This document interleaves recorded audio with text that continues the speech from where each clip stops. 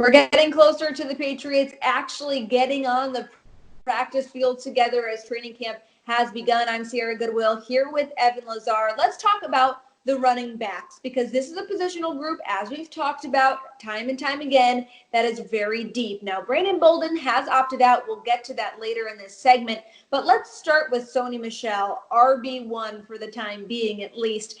What does he need to prove this season, and what are you expecting to see out of him?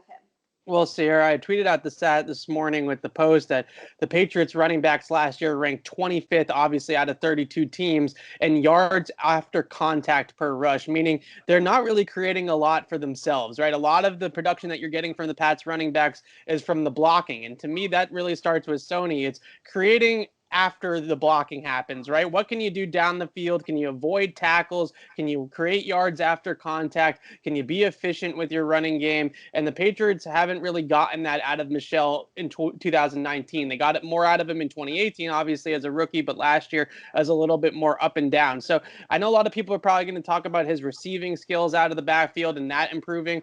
I've kind of lost hope, I would say, that Michel is going to develop into a useful pass catcher at this level. I think that really where it starts for him is being able to create his own yards outside of the scheme, outside of the blocking, and being that sort of next level up where he is that Nick Chubb, he's that Derrick Henry, he's a Christian McCaffrey, that type of running back that's adding kind of value in production to the offense and not just getting what's blocked.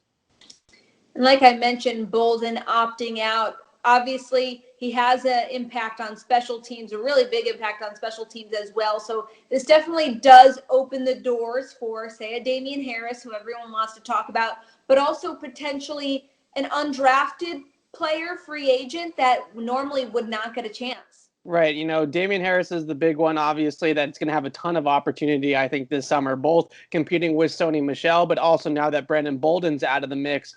Damien Harris's big thing, I think, last year was mentally grasping the playbook, and he really quickly, because of the veterans on the roster ahead of him, Bolden, Burkhead, White, Michel, he got on that James White, Shane Vereen sort of path of redshirting your first year and then really hopefully getting into it his second year. So I think that's exactly what the Patriots are doing with him. They have a big history with non-first round running backs of redshirting their rookie seasons and really saving them for later on. So I think that's all that's happening with Damien Harris. But the Bolden opt-out to me means a ton for J.J. Taylor, the running back out of Arizona who they signed as an undrafted free agent, who I've sort of pitted as Dion Lewis 2.0, a guy that is small, compact runner, great lateral jump cuts, great ability to get out of tackles and of elusiveness, and obviously the pass catching ability out of the backfield. And you mentioned special teams. Now, I don't know if J.J. Taylor is going to cover kicks, but he might return them. And that was a role that Brandon Bolden had last year on kickoffs that the Patriots are going to need to replace this year, obviously, with him out of the season.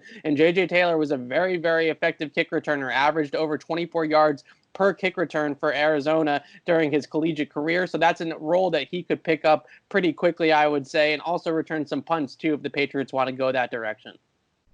Well, this segment has been brought to you by Masterclass. Get unlimited access to every Masterclass. As a Patriots Press Pass listener, you get 15% off their annual all-access pass. Just go to masterclass.com/CLNS. And for all of our Patriots coverage, you can find it on our website at clnsmedia.com. And don't forget to subscribe to our YouTube channel at Patriots Press Pass.